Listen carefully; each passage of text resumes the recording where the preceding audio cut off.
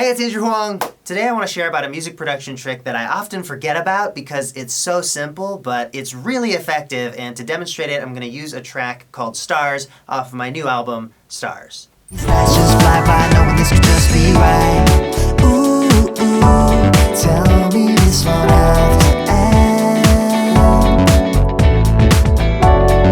Ooh, ooh. So I'm talking today about layering, and I wanted to use my song Stars as an example because almost every element in this song is made up of multiple parts put together. There are 2 drum beats. This is bad in the UK, right? There are 2 drum beats, 2 keyboard parts, 2 guitars playing chords, 3 basses, and also one other weird thing that I'll talk about later. And it wasn't a conscious choice to make a song where every single part was layered. It just naturally happened because it's a song that's really chill, but I didn't want it to feel sparse. I still wanted it to have a richness and a fullness to it. Layering allowed me to give it that depth. It really brought it to life without cluttering it up.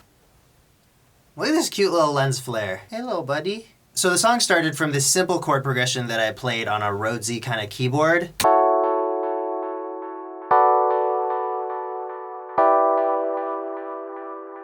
And that just kind of goes for the whole song. So it's nice, but it's just kind of there. It's just playing one chord after another. I put a little delay on it to help spice it up, but I didn't feel like that was quite enough, so here's the second keyboard part.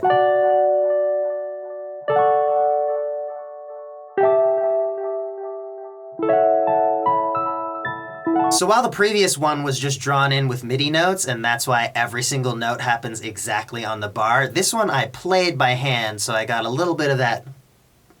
Leave a comment if you know what the musical term is for, like, bring. I also played the chords in slightly different voicings, and there's a couple moments where I just add a couple little extra spice notes. Also not a real musical term. So I panned these 2 keyboard parts a little bit away from each other, and this is what they sound like together.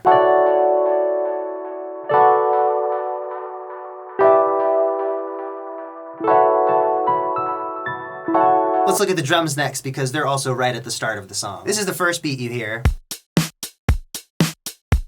It's by itself for the intro, but then this second beat kicks in and they're together for the rest of They Got Married. So the second beat is way bigger, but it's just kick and snare to really beef things up. I also forgot until now, there's a third drum layer. It's a totally different kit. It's a sample pack of live drums. It's Ableton's old school stick pack. And it just comes in every once in a while to play a fill like this.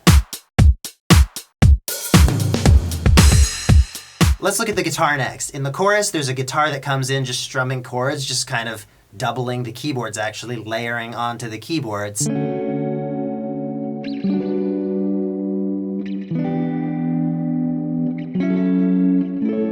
To get this part sounding a little fuller, I literally just copied and pasted it and shifted it up an octave. Also pan these 2 layers slightly apart from each other. I keep doing this for panning. So when you hear them together, I think it's nice. The original part provides the body, and the additional octave layer is sort of like this sparkle.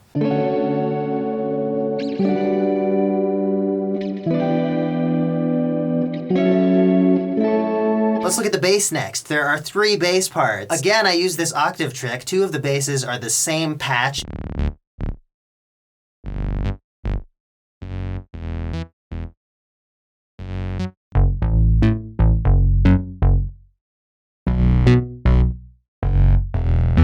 And this one was super easy to do. It's just MIDI. I didn't have to play anything again. So I guess we've got layering with 2 different sounds, and then there's layering the same sound at different octaves, and then there's layering different sounds at different octaves.